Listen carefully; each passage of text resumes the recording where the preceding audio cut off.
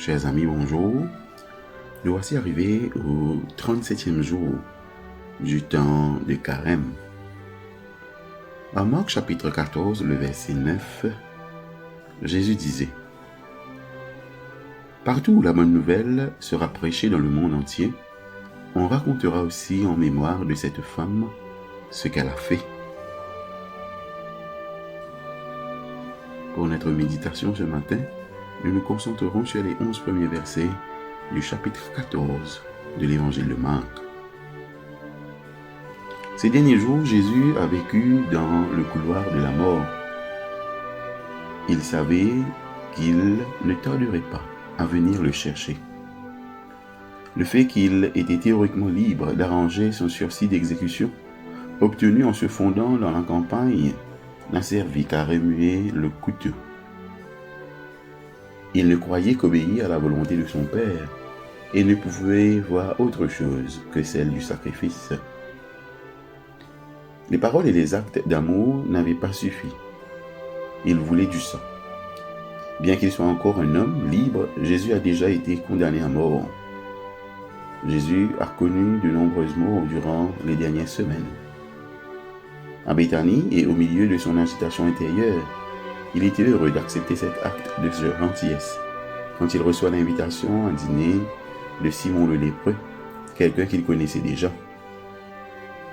Ici, en compagnie avec ses amis, il pourrait au moins enterrer pour un instant, au fond de son esprit, la sombre pensée de la mort imminente. La soirée se passait bien. Jésus commençait à se détendre, et Simon se demandait s'il pouvait bien raconter l'histoire du rabbin et de la danseuse de cour. Quand survint une femme, audacieuse comme tout. La détente était de courte durée. Personne ne devrait être autorisé à faire éruption dans un dîner privé comme celui-ci, et encore moins une femme. Les autres invités n'ont pas pris la peine de baisser la voix. « Allez Simon, débarrasse-toi d'elle. » Mais la femme n'était pas du genre à se laisser faire facilement. Elle avait un air un peu sauvage, mais aussi une autorité naturelle. Les hommes toussèrent assez nerveusement et changèrent de siège. Ils espéraient que cela n'allait pas prendre trop de temps, car le plat qui allait suivre avait l'air délicieux. La femme n'a pas dit un mot, mais elle a marché calmement vers Jésus, là où il était assis. Simon s'avance, prêt à bondir de peur qu'elle n'essaie de faire du mal à son invité. On ne peut jamais être trop prudent. Simon n'avait pas à s'inquiéter. Des plis de son manteau, elle sortit non pas une grenade ou une arme, mais un pot d'huile parfumée, le meilleur que l'on puisse acheter. Et elle s'appliquait à oindre Jésus, pas timidement, mais d'un grand geste digne de prophète. Elle brisa le récipient d'albâtre sur le sol et, remplissant ses mains jointes d'huile, la versa sur sa tête. Jésus reconnaît immédiatement le caractère poignant du moment et déclare qu'il s'agit d'une onction pour son propre enterrement. C'est aussi une onction digne d'un roi.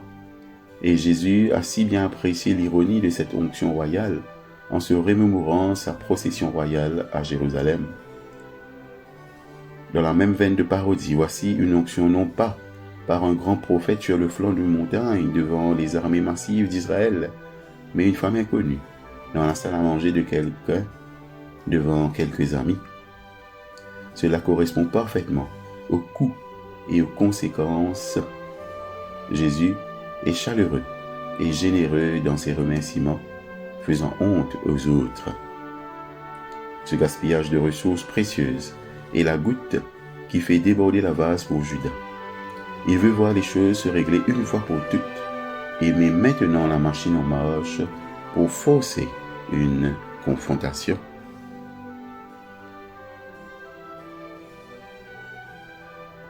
La question pour nous ce matin: quel acte audacieux et curieux ai-je fait cette semaine qui pourrait être décrit comme quelque chose de remarquable pour Dieu? Quel acte audacieux et curieux ai-je fait cette semaine qui pourrait être décrit comme quelque chose de remarquable pour Dieu? Prions. Père, donne-nous le courage d'obéir à ta volonté, afin que par ton esprit, nous accomplissions l'acte d'amour scandaleux par lequel la bonne nouvelle de Jésus est annoncée au monde entier. Amen.